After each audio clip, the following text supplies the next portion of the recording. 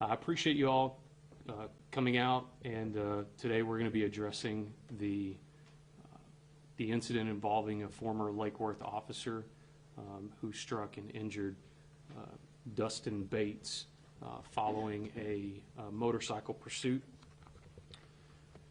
on November 23rd of 2020. So that afternoon, the officer was on patrol on Lake Worth Boulevard and observed a motorcycle whose license plate was obscured. He also noticed that the motorcycle had been spray painted, which in his training and experience led him to believe that the motorcycle could have been stolen. So the traffic violation was the obscured license plate or no license plate. So he attempted to initiate a traffic stop.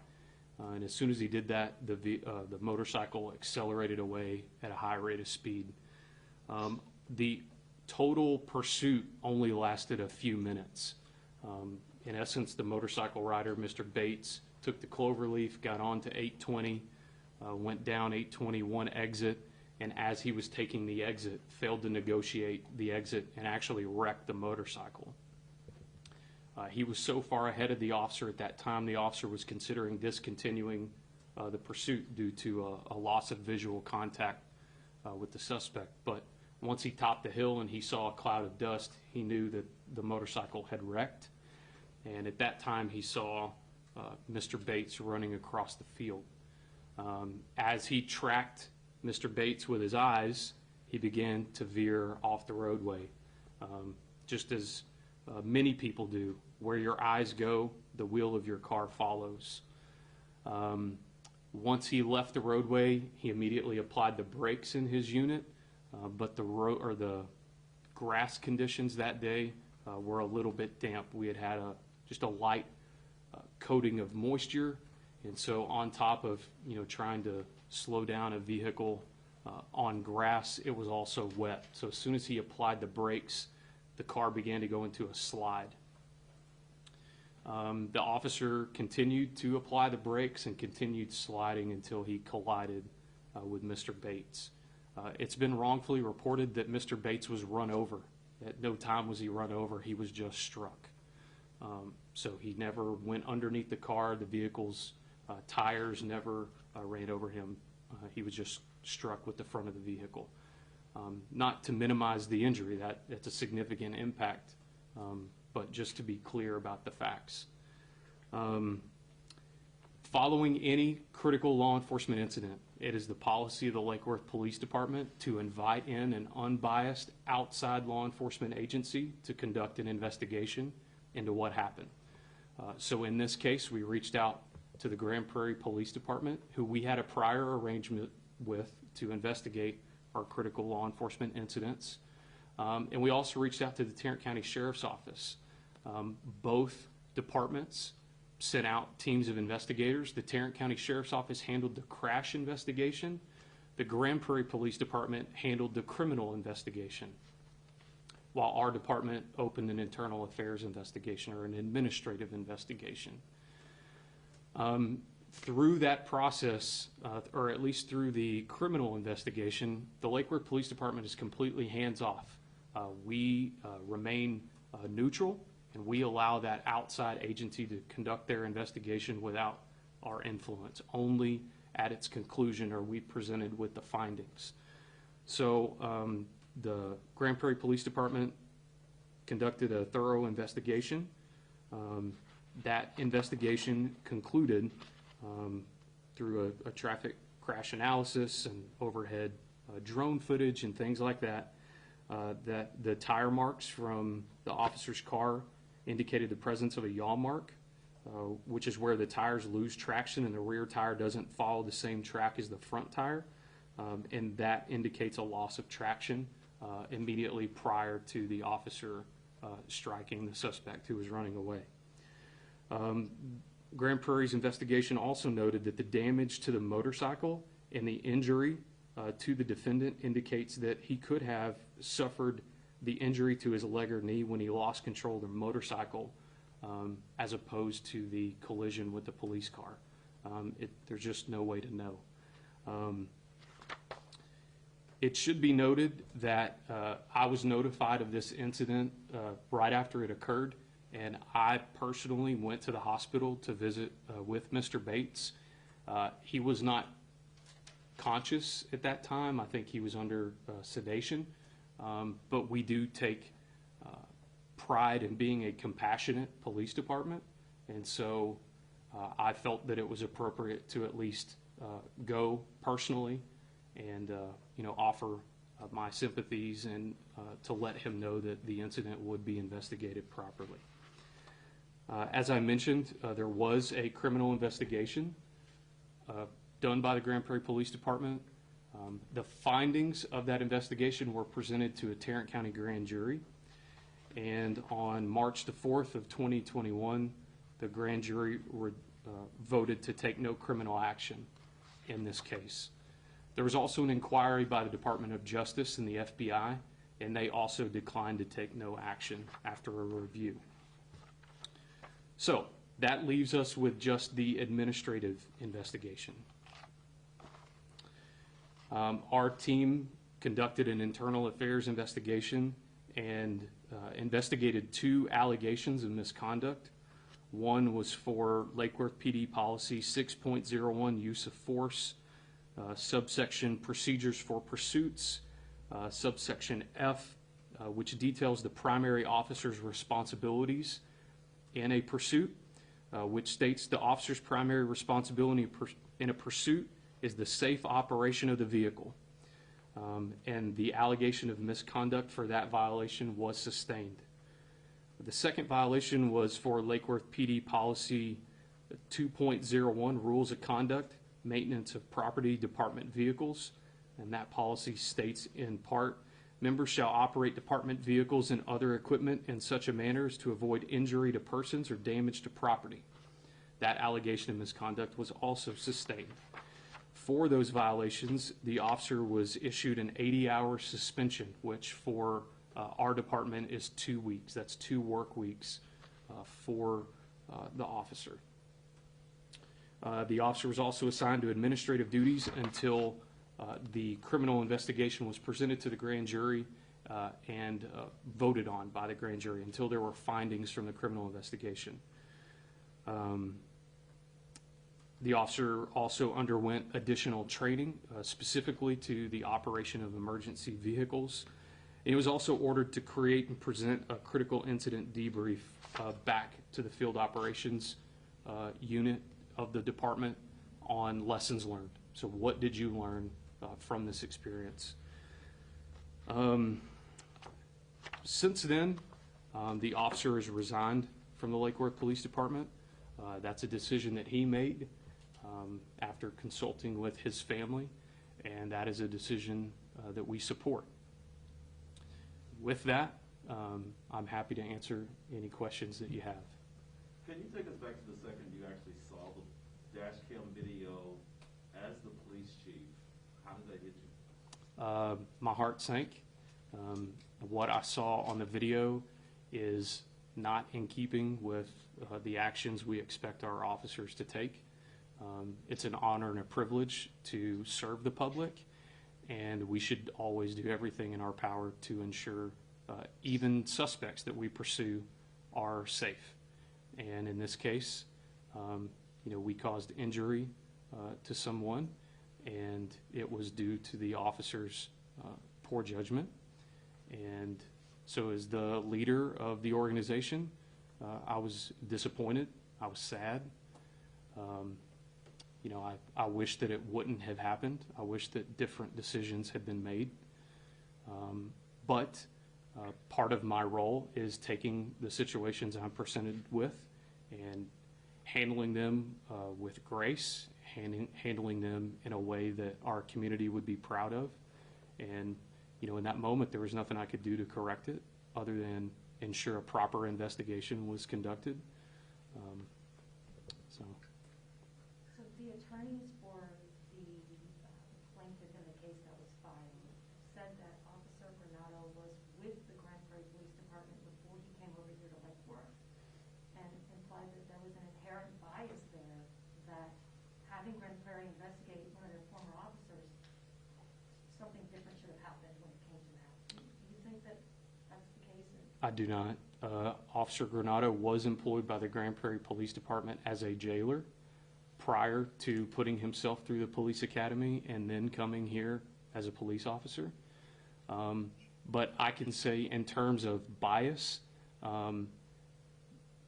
we handled this case according to best practice and took steps that are well beyond what other departments take in similar situations. For example, we could have investigated this incident all on our own, which certainly, in my opinion, would have implied more bias, but we didn't. We chose to go out and ask another agency who has no stake in whether or not any criminal wrongdoing is found on this officer come in and look at it. To my knowledge, no one associated with the major crimes unit in Grand Prairie had ever worked with or for or senior to Officer Granado. They're a very large, very competent police department who's accustomed to conducting these types of investigations. And so there would be no reason for me to believe that they would have come into that with any bias for this officer. In fact, we can confirm this with Chief Cesny over at Grand Prairie, but at the time, I don't know that they knew he was a former employee. So. You had said that the officer put on brakes, hit the brakes whenever they, hit that, started going off the road. Yes. The lawsuit says that, points out that there were no skid marks, according to them, and that the car was going about 45 miles per hour whenever they struck Dustin. That's correct. You said that the officer had sort of slowed down. How fast was the officer going, according to you, whenever this all occurred, in the first place, before he hit the brakes? Sure. So according to the report, the officer was traveling at approximately 95 miles an hour when he took the exit ramp and began to initially apply the brakes. He slowed to approximately 84 miles per hour while still taking the exit ramp, continued to apply the brakes and slowed to 74 miles an hour. Then he left the roadway and went into the grass, which slowed the officer to 51 miles per hour with the brakes still being applied.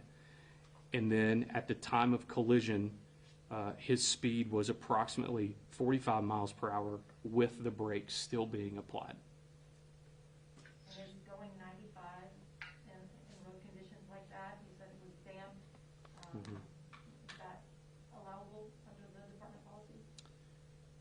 It is, but just because you can doesn't mean you should. So our policy allows our officers and our supervisors to use their judgment to make decisions. And I wasn't there, but that's certainly a decision-making process I expect our officers and our supervisors to go through to consider traffic, road conditions and things like that when making that decision. My last question is, Yes, when ma'am. did the officer resign? I believe it was December 1st. December 1st. Yeah, Thank you. I apologize. I don't know off the top of my head. What, if anything, have you learned about the license plate and the motorcycle since all this happened? So we do know that the motorcycle was not stolen, but it should be noted that upon his arrest, Mr. Bates was found to have a parole warrant. He was found in possession of half an ounce of methamphetamine, and I believe that that's it. So he had a lengthy criminal history. He committed a felony by fleeing in the motorcycle. He was also committing a felony by being in possession of half an ounce of methamphetamine. And then on top of all of that, had a parole warrant. Was a license plate, did it match the motorcycle? That I don't know. Just off the top of my head, I'd have to do some research to find out. Chief, if you can, and thanks for taking my question FaceTime, I appreciate that. Sure. Hindsight 2020, you're the chief of police. If you could go back, how would you want this pursuit to have been handled? What did your officer specifically do wrong? Was it leaving the roadway? You talked about the speed was allowed, but maybe sometimes you shouldn't. How would you have liked to see this play out if you could go back in time? Thanks for your question, David. I want to be careful not to Monday morning quarterback my officers. They are put into incredibly difficult situations. There was a lot going on that day. In a vehicle pursuit, you're considering a lot of things. You know, if I had to say one thing I wish wouldn't have happened, I wish we wouldn't have collided with Mr. Bates. I wish he would have surrendered. I wish that we could have taken him into custody peacefully without injury to him or anyone else. But unfortunately, those are not the facts. Do you know what that parole warrant, I mean, obviously it's a parole warrant, but do you know what led to him being on parole? And we'll do a records check.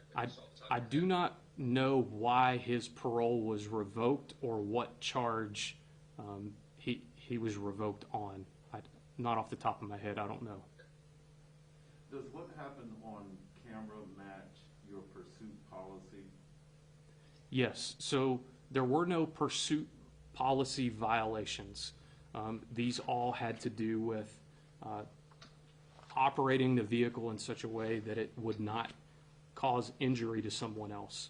So the Lake Worth Police Department does allow the pursuit of vehicles.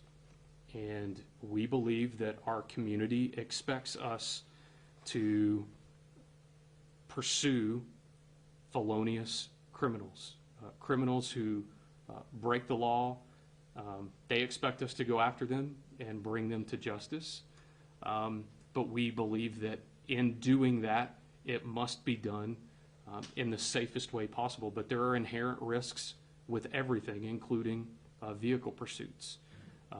Again, as I pointed out, our pursuit policy allows for officers and supervisors to consider all the facts and circumstances when making the decision to pursue, to continue a pursuit, or to discontinue a pursuit. Like I said before, this pursuit lasted only about 3 minutes. If I were to speculate on what the next minute or two probably would have entailed, it probably would have been called off. Had the suspect not wrecked the motorcycle and was no longer in sight, the pursuit would have likely been terminated. So this one continued beyond the crash simply because the suspect was now running on foot and the officer wanted to make an attempt to apprehend him.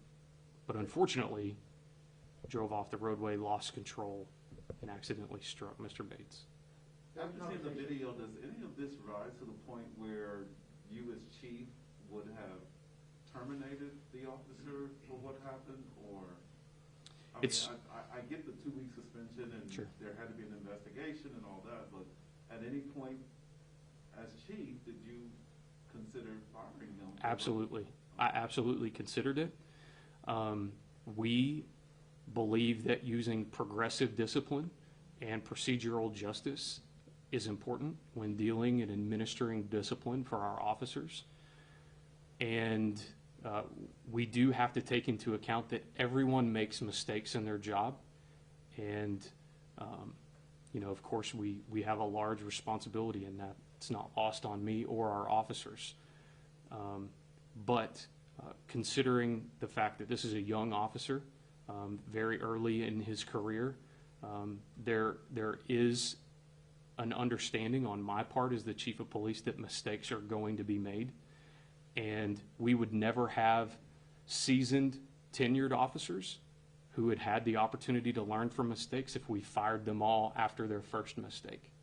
So after review of the circumstances, knowing that this was an accident, that the officer did not intentionally mean to strike Mr. Bates with his car, he accepted responsibility for that. He was disciplined for that. I believe that that was the right decision given the circumstances. Did I consider it? Absolutely. Would I consider it again in the future? Absolutely. Is there conversations, you said you didn't break policy, but is there conversations to potentially change policy, amend, or add things to maybe make things more safe for both the police officers and the Sure. potential suspects? So he didn't break policy in terms of the pursuit policy. He did violate our policy, which I'll point out as a means of transparency is completely available on our website. That is a point that we want to make. We don't have any secretive policies that we change without the public's notice. It is all available on our website under the Trust Through Transparency tab. You can scroll down and you can view every one of our policies. So in this case, he did violate policy, and he was disciplined for that. And on what date was that internal affairs determination on those policy violations made, roughly? Sure. Let me just a second.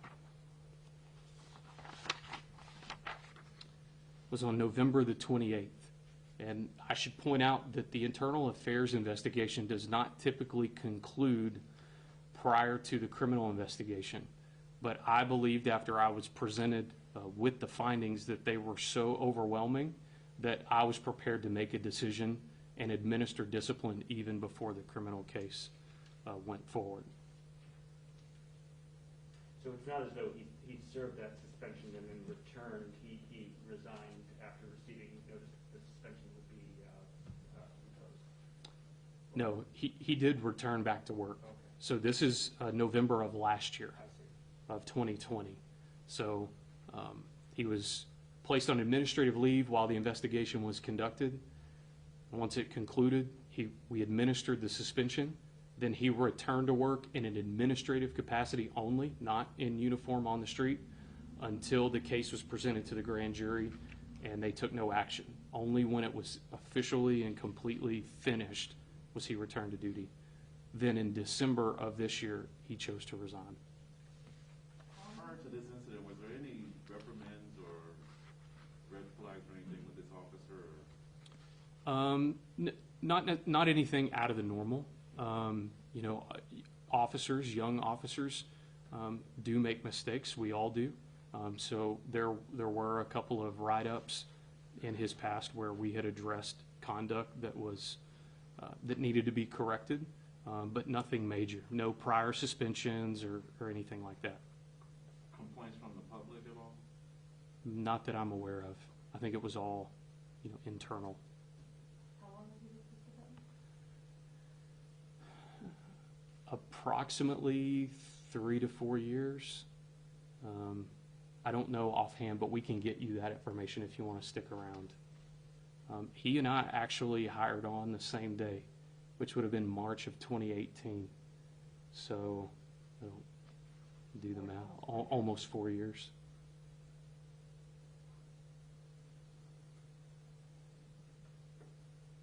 Anything else? Anyone else? Chief, is there one thing you want to? Oh, yes, thank you. I do want to point out, it was reported, or the Telegram ran a quote that I wanted to address, and simply say that that quote by the officer on scene does not reflect the attitudes and principles of our department. Specifically, the insinuation of welcome to Lake Worth. We are a police department that takes tremendous pride in providing excellent service and protection to the public and to the people that we arrest. We take great pride in treating all people with dignity and respect, and the statement by this officer does not reflect that. And you know, we have and will continue to address that. I just want to be clear that all people are welcome here. If you come here, and I think what the officer was trying to say is if you come here and you commit crime, then you should expect to see one of our officers. You should expect an encounter with one of our officers.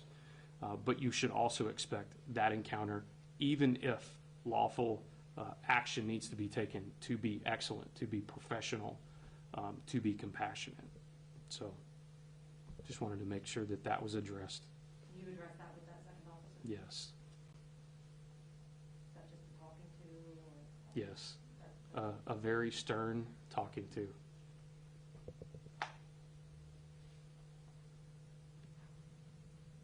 Thank you. Anything else? Okay, thank y'all.